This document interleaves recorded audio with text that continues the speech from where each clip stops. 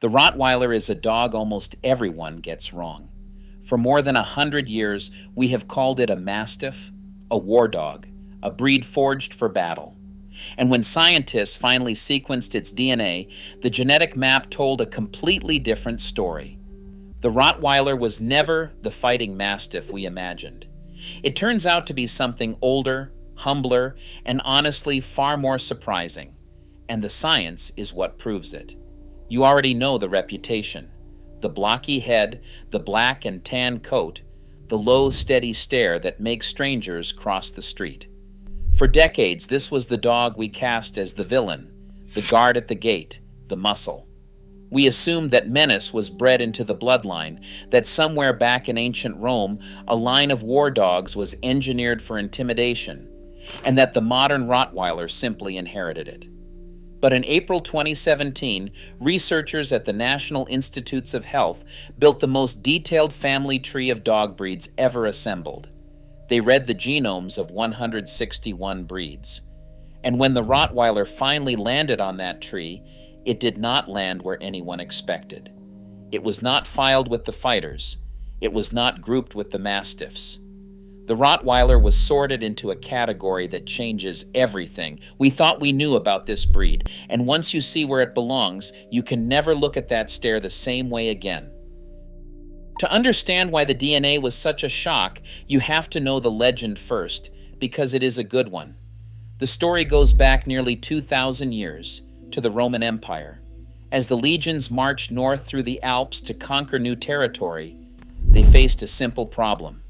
An army has to eat, so they brought their food with them on the hoof, driving herds of cattle alongside the soldiers.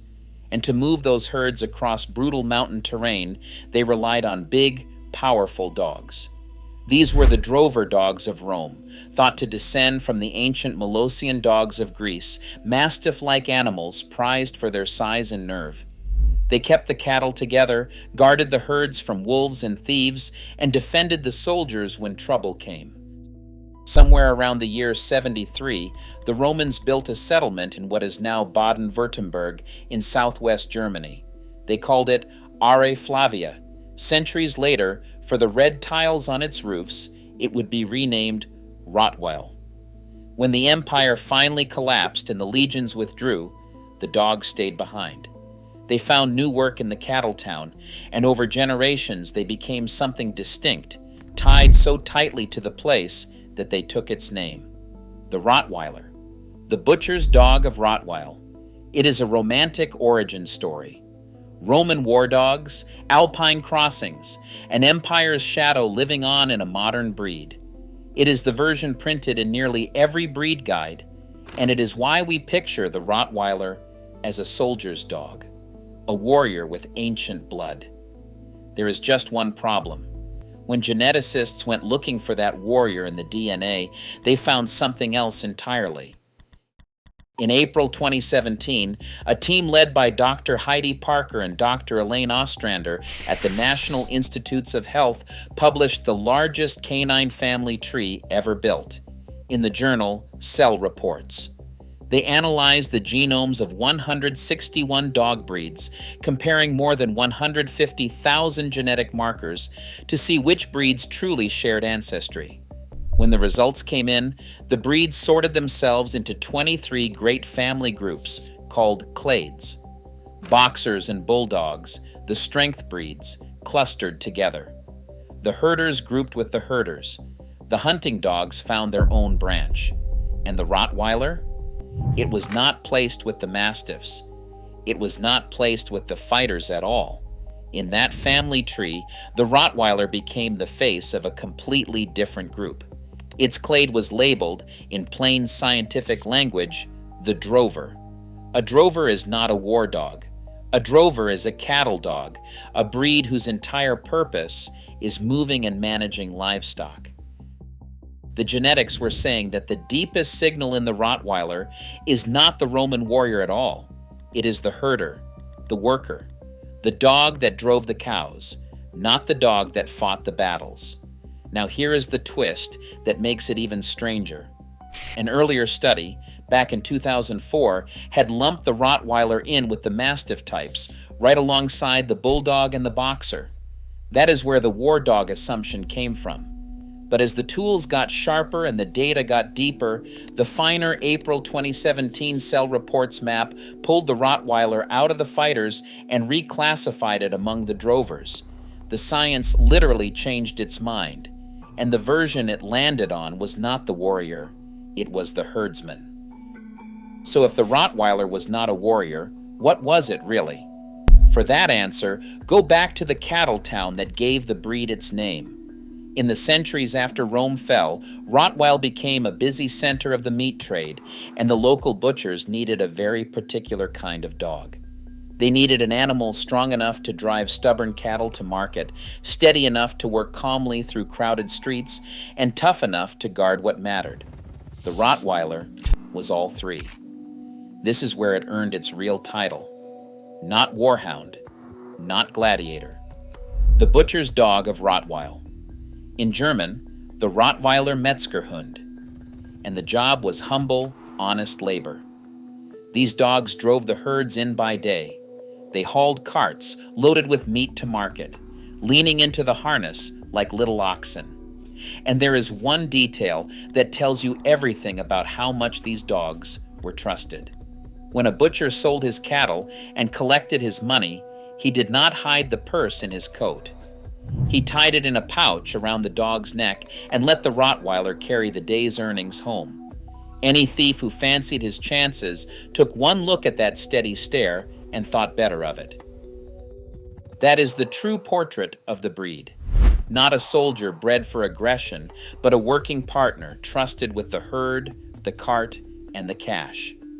The steadiness people mistake for menace was actually the calm of a dog with a job to do. And the DNA agrees. The Rottweiler was even crossed over the years with the Swiss mountain dogs, the Greater Swiss, the Bernese, the Engelbucher, the sturdy Alpine Sennenhund workers, deepening that heritage of herding and hauling. Every genetic thread points the same direction. This was never the Empire's weapon, it was the market town's most reliable employee. But the story of the drover dog almost ended before the modern breed ever began. When the 19th century arrived, the railroads came with it. Suddenly cattle could be shipped by train, and nobody needed a dog to drive the herds or haul the carts anymore. The Rottweiler's entire reason for existing simply vanished. The breed collapsed. By 1882, at a dog show in the German town of Heilbronn, there was reportedly just a single Rottweiler present, and not even a good one. This ancient working line came within a whisker of disappearing forever. What saved it was the very thing the DNA points to. That calm, trainable, work-driven temperament found a new purpose. As the 20th century began, the Rottweiler was put to work as a police dog and a military dog.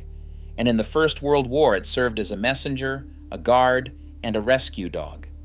The herder had simply changed jobs again.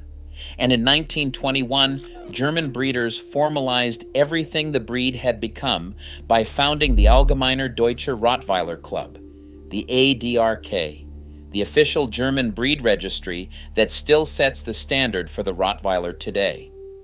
That working identity was written directly into the breed standard. The ADRK has always emphasized that a Rottweiler without a job to do is not truly itself, which is why the modern working dog sport of Schutzhund, now called IPO, became so central to how serious breeders evaluate the breed's temperament and drive.